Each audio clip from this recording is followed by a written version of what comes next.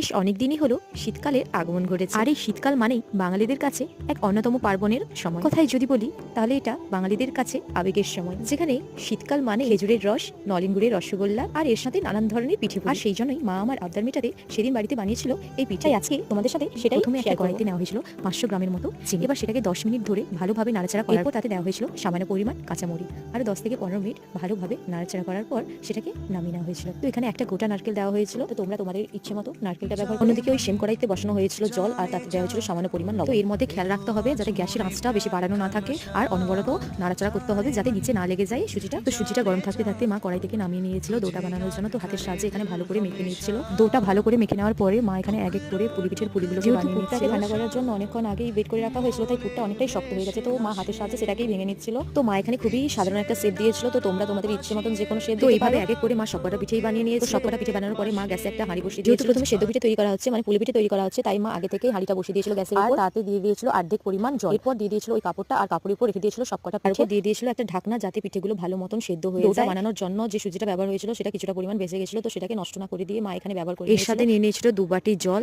তো গ্যাসের আঁচটাকে কমিয়ে দিয়ে মা এরই মধ্যে বানিয়ে নিচ্ছিল ওই বেঁচে থাকা পুর থেকে কয়েকটা। যেহেতু বাড়িতে লিকুইড দুধ ছিল না, তাই এখানে গুঁড়ো দুধ ব্যবহার করা হয়েছিল। তাই আগে থেকেই মা এখানে জল বের করে রেখেছিল ও তারপরে দিয়ে দিয়েছিল 2 প্যাকেট গুঁড়ো দুধ। কড়াইতে জলটা গরম হয়ে গেলে মা এক এক করে পিঠেগুলো দিয়ে দিয়েছিল ও তারপর দিয়ে দিয়েছিল ওই গুঁড়ো। যেহেতু কিছুটা পরিমাণ পুর বেঁচে গেছিল, তো সেখান থেকে মা কয়েকটা মিষ্টিও বানিয়ে নিয়েছিল আর কিছুটা রেখে দিয়ে সেটাকেই এখানে পিঠে বানানোর সময় ব্যবহার করে নিয়েছিল। আর তার সাথে দিয়ে দিয়েছিল পরিমাণ মতো। এই পিঠেগুলো বানানোর সময় মা মাঝে মাঝে হাঁড়িতে বসানো সিদ্ধ পিঠেগুলোকেও ভালোভাবে লক্ষ্য রাখছিল যাতে খুব একটা বেশি সিদ্ধ না হয়ে যায়, আবার পিঠেগুলো ফেটে গিয়ে আবার পুর বেরিয়ে আসবে, তাই মা বারবার লক্ষ্য রাখছিল। তো পিঠেগুলো যখন হয়ে যায় সেগুলোকে নামিয়ে নিয়ে মা আবারও হাঁড়িতে বসিয়ে দিয়েছিল বেঁচে থাকা বাকি পিঠেগুলো। কড়াইতে বসানো ওই দুধ পুলি পিঠেটাও রেডি হয়ে গেছে, আর এখানে সিদ্ধ পিঠেও রেডি হয়ে গেছে। তো সবশেষে এটাই বলবো, তোমাদের যদি আমার ভিডিওটা ভালো লেগে থাকে তাহলে অনেক অনেক ভালোবাসা দিও।